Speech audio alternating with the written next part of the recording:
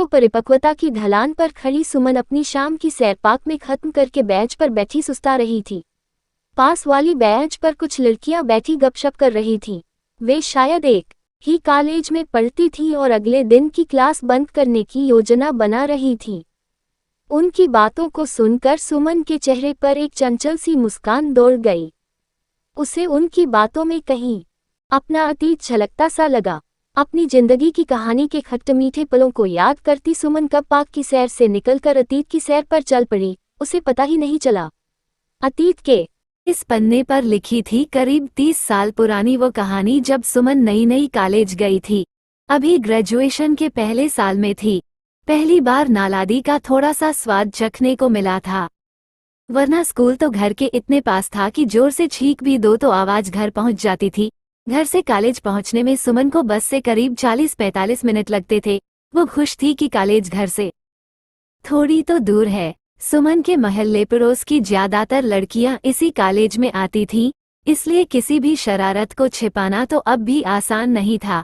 सबको राजदार बनाना पड़ता था। मेहरौली के निम्न मध्यवर्गीय परिवार में पली बड़ी सुमन के घर का रहन सहन काफी कुछ गांव जैसा ही था। के जैसी पारिवारिक स्थिति वाले लोग एक दोहरी कल्चरल स्टैंडिंग के बीच झूलते रहते थे। एक और पढ़ी लिखी नई पीढ़ी अपने को महानगरीय सभ्यता के नजदीक पाकर उस ओर खिंचती थी, तो दूसरी ओर कम पढ़ी लिखी पिछली पीढ़ी अपनी प्राचीन नैतिकता की जंजीर उनके पैरों में डाल देती थी।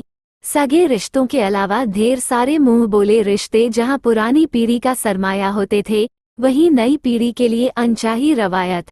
हर बात पर घर वालों के साथ साथ मोहल्ले पड़ोस की भी रोकटोक के बीच नई पीढ़ी को एक एक कदम फूंक फूंक कर रखना था जैसे लैंड माइन्स बिछी हों। 2 साल पहले ही सुमन के बड़े भाई की शादी हुई थी और अभी 2 दिन पहले ही वो एक प्यारे से गोलमटोल भतीजे की बूजा बनी थी। ये बच्चा नई पीढ़ी का पहला नौनिहाल था। घर में बहुत ही खुशी का माहौल था।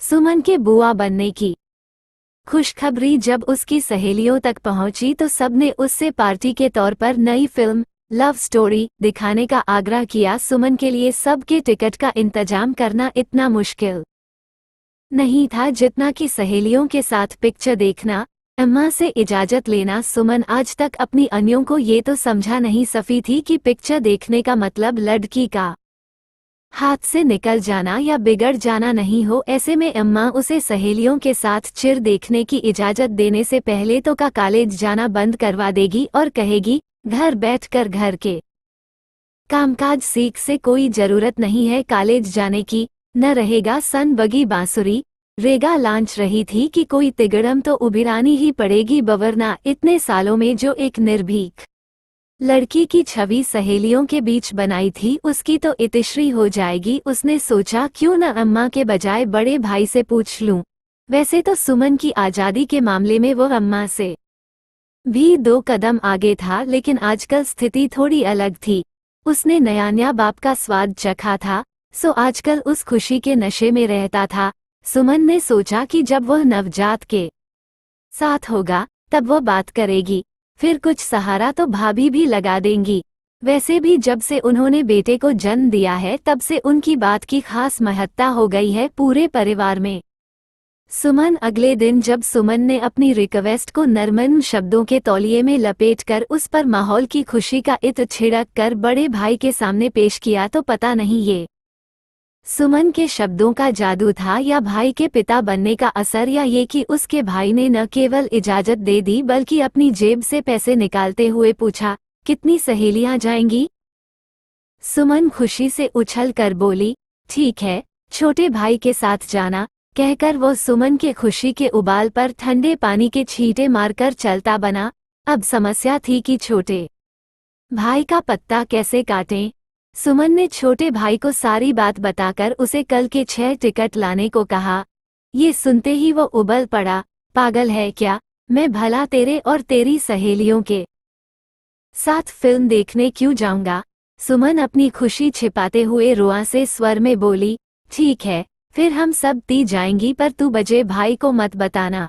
ठीक है, तू भी मत बताना कि मैं तेरे साथ नहीं गया, और हाँ मेरे टिकट के पैसे तो दे दे जो भाई ने दिए थे। पैसे लेकर छोटा भाई भी मस्त हो गया। मेहनत मेरी पर फल उसे भी मिल गया था। सुमन को लगा कि चलो अपना काम तो हो गया। छोटे भाई का पत्ता खुद ही कट गया। उसने तुरंत अपनी सहेलियों को फोन किया, कल 12 से 3 का शो पक्का। हमें अपना लंच के बाद की 2 क्लासेज मिस करनी होंगी। इसमें भला किसे मुश्किल होनी थी। उन्हें तो बस कॉलेज से लौटने के टाइम तक घर लौटना था। अगले दिन सही वक्त पर सब सहेलियां सिनेमा हॉल पहुंच गई। रोमांटिक फिल्म थी तो सभी लड़कियां जमीन से 2-3 इंच ऊपर ही चल रही थीं। फिल्म समय पर शुरू हो गई। कुमार गौरव के साथ विजयता पंडित तो हमें सिर्फ 2-4 सीन में ही दिखाई दी, वरना तो पर्दे पर ज्यादातर हर लड़की खुद को कुमार गौरव के साथ देख रही थी और सपनों के हिडोले में झूल रही थी। मध्यांतर में सुमन वॉशरूम गई। वह वॉशरूम से निकलकर वॉशबेसिन में हाथ धो रही थी कि शीशे में उसकी नजर अपने पीछे खड़ी आशा दीदी पर पड़ी। आशा दीदी सुमन के पड़ोस में रहने वाले उसके मुंह बोले मामा की बेटी थी। मुंह बोले क्यों? अरे भाई वे अम्मा के गांव के थे न, इसीलिए। अच्छा, कॉलेज के टाइम में क्लास छोड़कर घर वालों से छिपकर फिल्म देखी जा रही है, जरा पहुंचने दे मुझे घर, ऐसा बम फोड़ूंगी कि नानी याद आ जाएगी। आशा दीदी तो चुप थी, पर जैसी उनकी आंखें कह रही हों। यह 80 के दशक की बात है, जब किसी लड़की का स्कूल कॉलेज के टाइम पर सिनेमा हॉल में पाया जाना किसी गंभीर अपराध से कम नहीं था। सुमन के पड़ोस की एक लड़की की इसी जुर्म के लिए आनन फानन में शादी कर दी गई थी। ये खबर मोहल्ले में फैले कि लड़की कॉलेज के समय में फिल्म देखते हुए पकड़ी गई। उससे पहले ही लड़की को विदा कर दिया गया था। कैसे और जाने दे हुई ओना में पीछेपी में तो मैं अब। ऐसी स्थिति में सुमन की हालत खराब होना तो लाजिम था।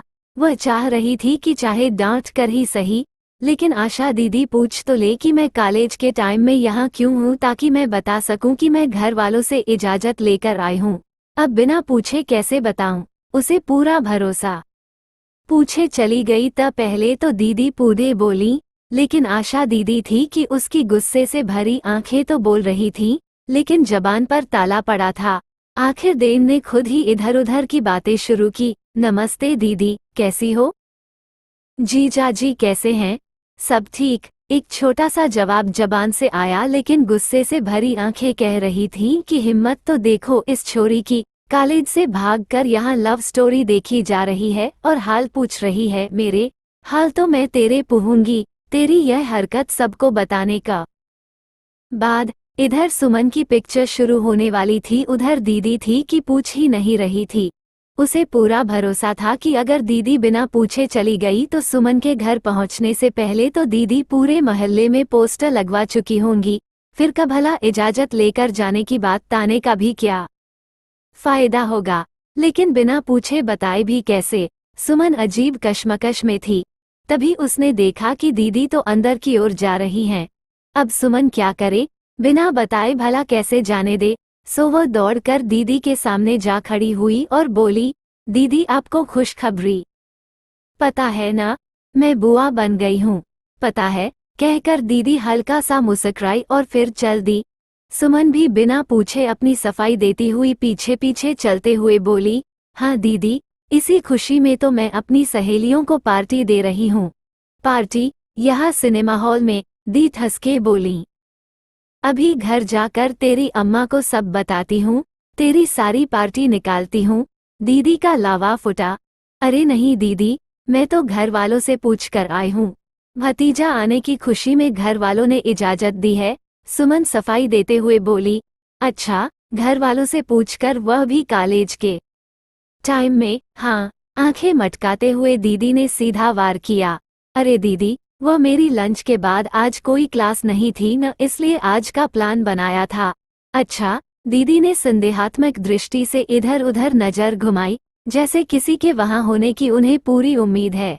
अब मैं दीदी को कैसे विश्वास दिलाऊं? सुमन ने सोचा। ये तो घर जाकर चुप रहने से रही। तभी उसने अपने कंधे पर किसी का हाथ महसूस किया। मुड़कर देखा तो उसका छोटा भाई था।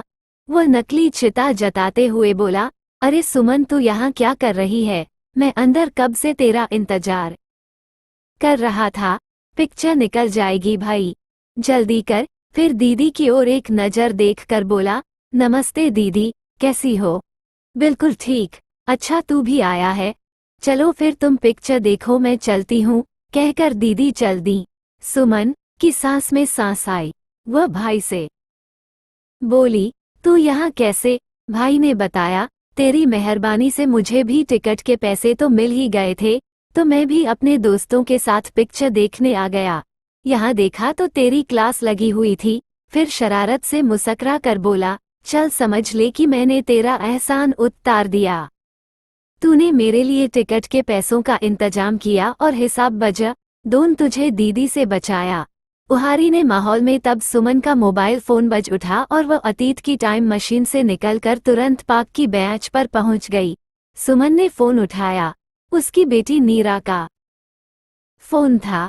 हेलो मम्मा, मैं आज घर देर से आऊंगी, फ्रेंड्स के साथ मूवी देखने जा रही हूँ, कॉलेज में एक्स्ट्रा क्लासेज के बाद नीरा ने फोन किया था।